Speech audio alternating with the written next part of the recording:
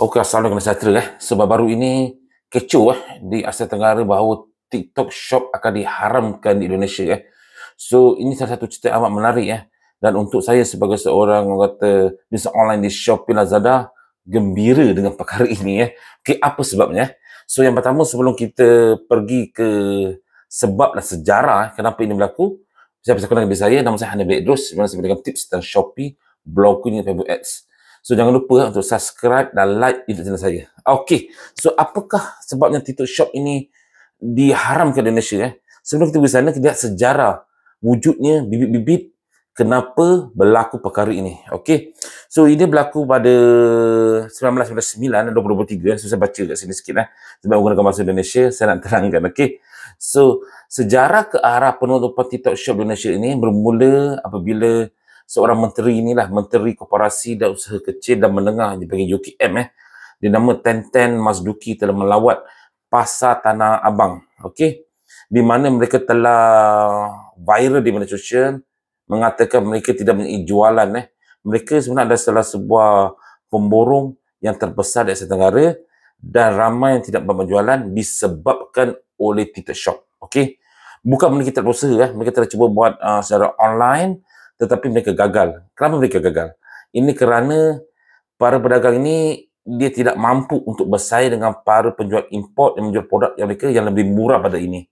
So, inilah masalahnya di mana pedagang import menjadi terlalu murah hingga membunuh peniaga tempatan. Okey. So, apa tindakan kerajaan mereka untuk mengatasi masalah ini?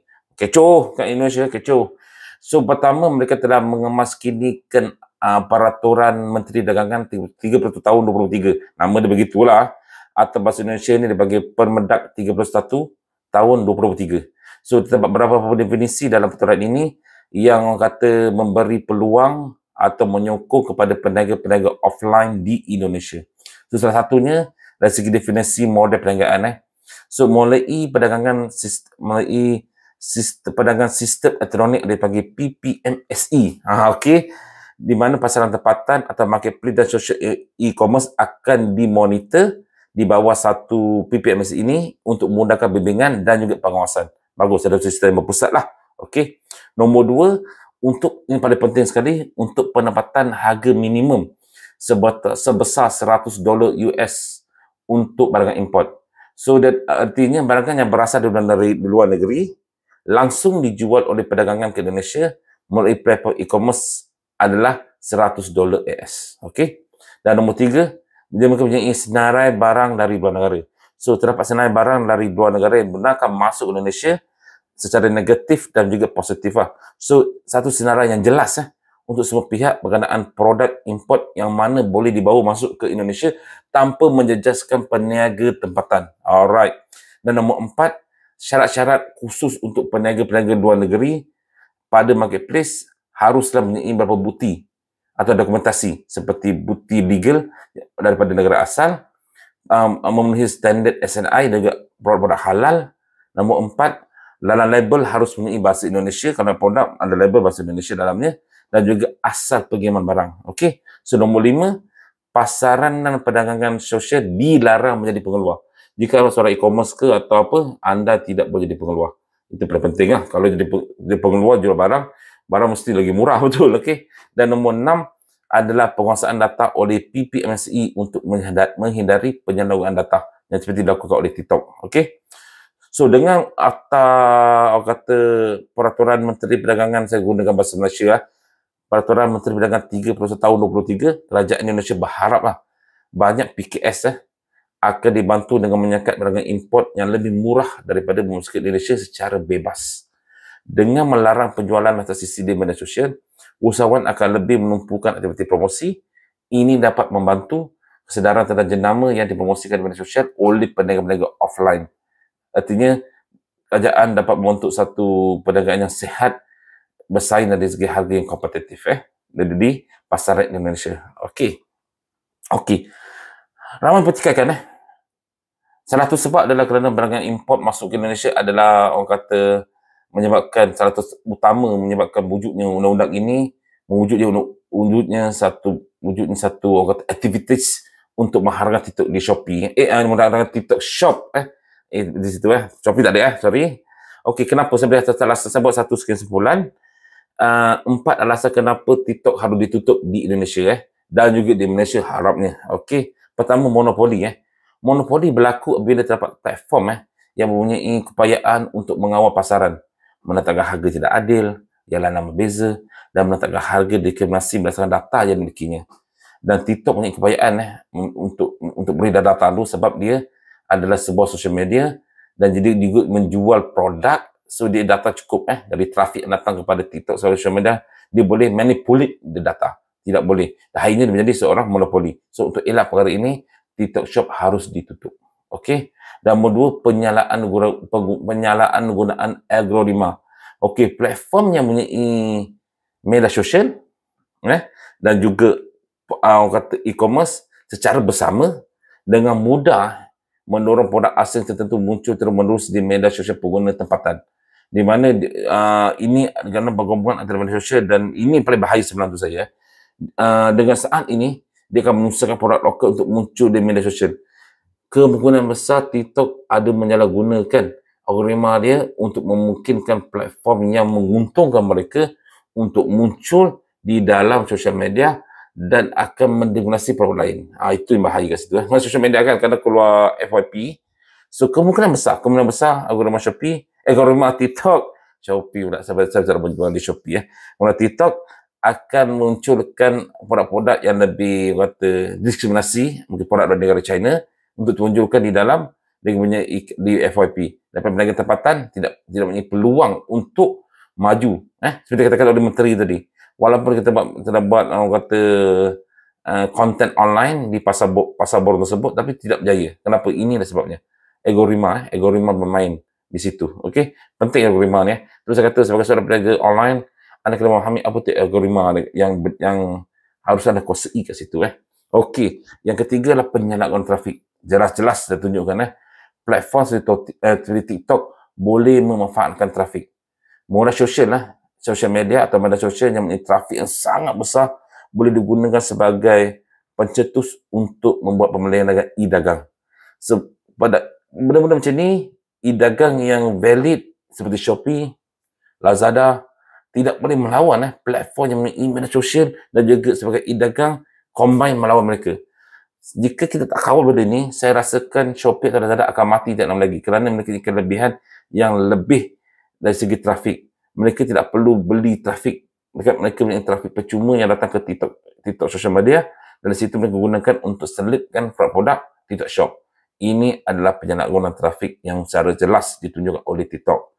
Dan terbaku juga di Malaysia. Okey. Dah perlukan data.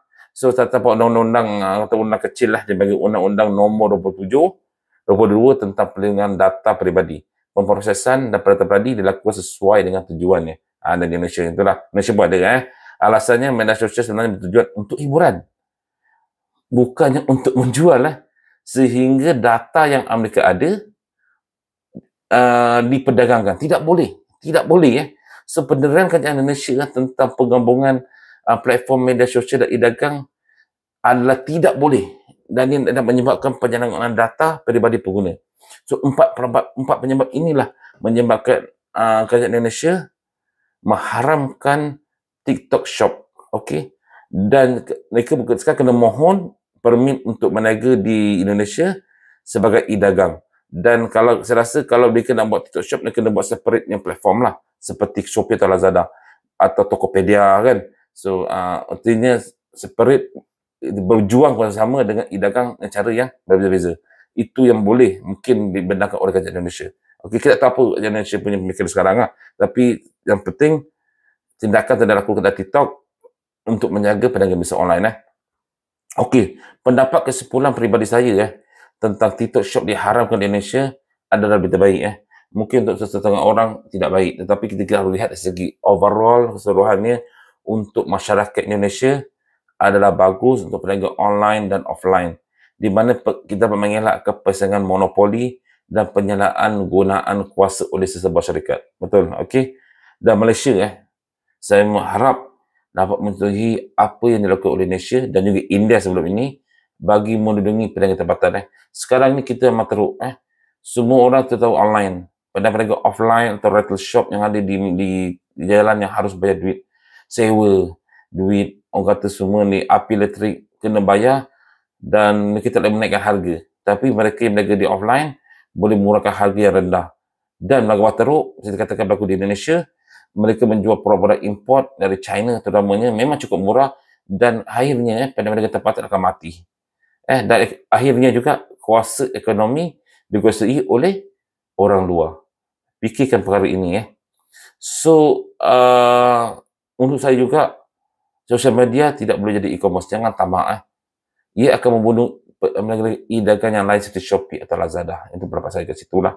Lazada dan Shopee ini merupakan sebuah platform e-dagang yang tulen dan trafik yang mereka perolehi seperti kata tadi melalui iklan yang bayar. Tapi TikTok tidak. TikTok pun jalan mudah dengan memberi trafik dari TikTok Shop media bawa ke TikTok Shop. So ini adil untuk anda, tidak adil. Dan untuk pengetahuan juga sebelum Indonesia mengharamkan TikTok Shop ini juga, Facebook dan Instagram Shop juga telah tutup kedai mereka. TikTok, Facebook Shop dan Instagram Shop telah tutup mereka punya platform ni untuk jual barang ni pada 11 Ogos tahun 2023 yang lalu. 22 yang lalu. Dan saya sokong kerana ini. So, Meta lebih advance. Kalau kita tentang masalah ni, dia lebih advance tentang prinsip dalam monopoli. So, inilah harus dicontohi oleh orang kata TikTok lah. Tapi saya tahu, kalau TikTok dan dengan channel ni, kadang-kadang duit kan. Tanpa memikirkan tentang kata keharmonian manusia.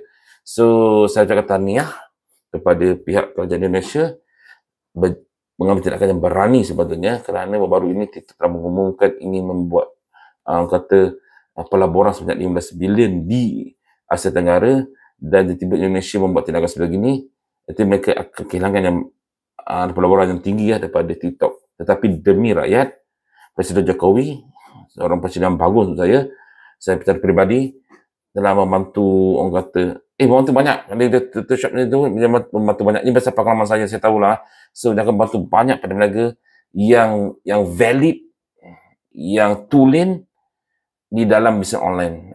Untuk saya sebagai seorang peniaga TikTok Shop, dia tulen, tetapi TikTok sendiri yang ingin upkan kedai dia dengan buat perkara sedemikian. Tidak boleh. Okey, assalamualaikum sejahtera. Jangan lupa untuk subscribe, like channel saya jika anda berminat untuk belajar tentang Facebook Ads, Shopee dan juga tentang blogging dan juga tips tentang bisnes online. Okey, assalamualaikum.